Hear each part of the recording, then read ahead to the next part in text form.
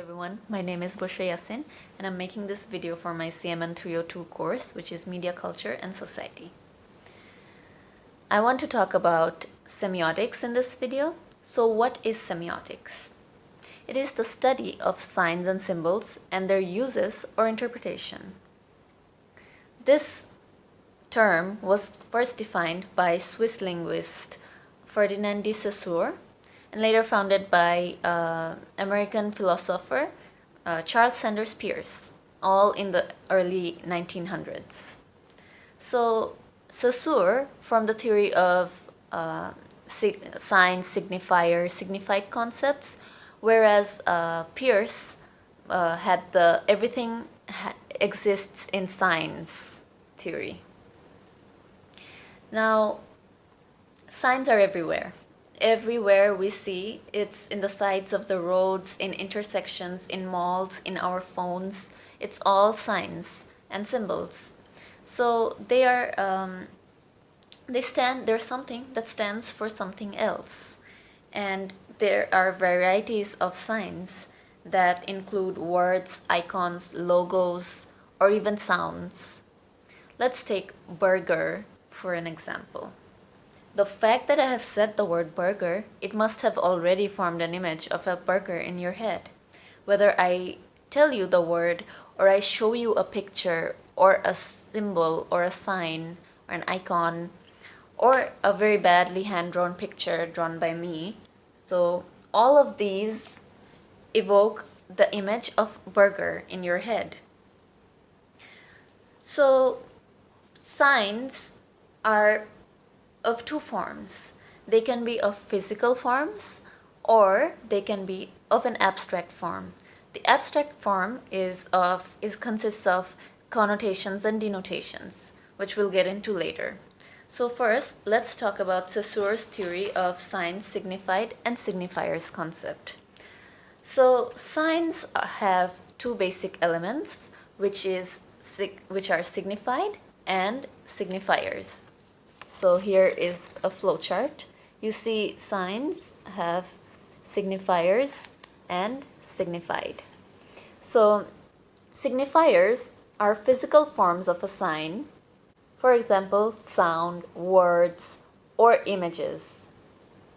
So anything that creates communication. Now let's take some examples like books. You see this image?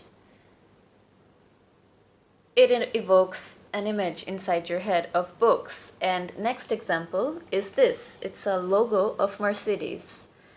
So these are both physical signs like signifiers. They're signifying something. Now, next is the signified. Signified is the concept that a signifier refers to.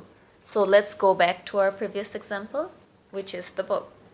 So the book refers to some it may refer to education, or to others it may refer to storybooks or a place where you can escapism. So different meanings, but it represents the same thing. Whereas this sign of Mercedes, some may interpret it as a very expensive, luxurious car brand that they might never be able to afford, while some own it and think of it as just a car, or to others it may be their dream car which they someday might buy. So these are the different meanings that might have on different people. Now next, I want to talk about the three further sections of signifiers: icons, symbols, and index. Icons have physical resemblance to the signified. So whatever pictures you're gonna see will be similar to what it represents. Let's take, for example, this icon of this guitar. It is very similar to an actual guitar. this is a picture of a guitar. So they're very similar. Next, let's take pencil as an example. This pencil is also very similar to an actual pencil. Next, another example is a camera. This is a very typical camera logo you'll see even in your own phone, which is very similar to an actual camera. Next is symbols. So symbols do not resemble the signifier being represented. They have no inherent link, like the signifier and the signified, they have no inherent links. Let's take some examples again. For example, a home, a symbol of a home. This is a typical symbol that everyone knows, like from various, it means the same thing in all the regions of this earth, in all areas, but it doesn't have any link to what it's referring to. It's referring to a home, but my home looks different from yours, and our homes in Bangladesh looks different from some home in Japan or in United States or in Germany or any other country. So it doesn't have any links.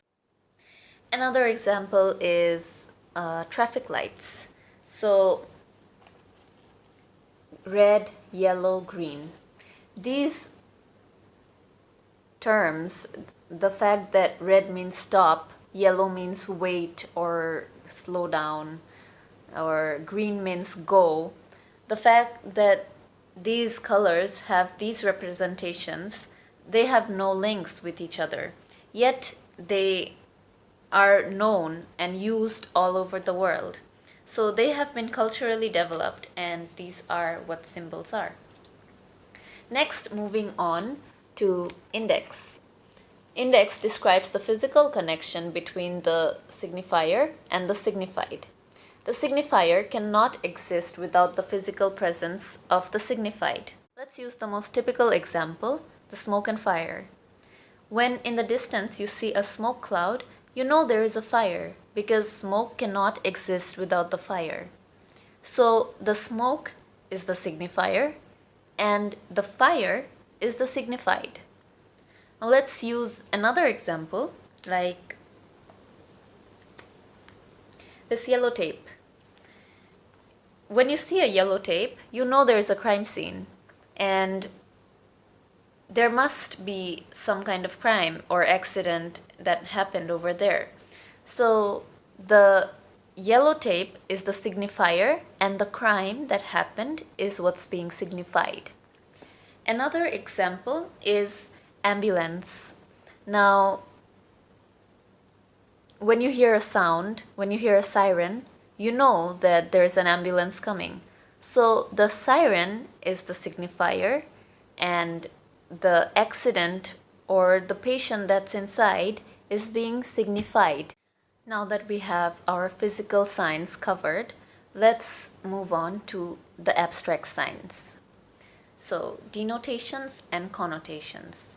Denotation is literally what a said word means, whereas connotation involves the social overtones, cultural implications, or memories or emotions associated with a sign. Let's take an example. A black cat, a black kitten. If I show you this picture, so denotation is literally what it is, a cat or a black cat. This is what denotation is. Whereas connotation is how you feel with this image. For some, it may seem like a really cute kitten and they might be really awed by it, whereas for someone else, it might mean bad luck because people are weird. Yeah. Anyway, so yeah, for different people, things might have different meaning based on the cultural implications and social overtones or personal experiences.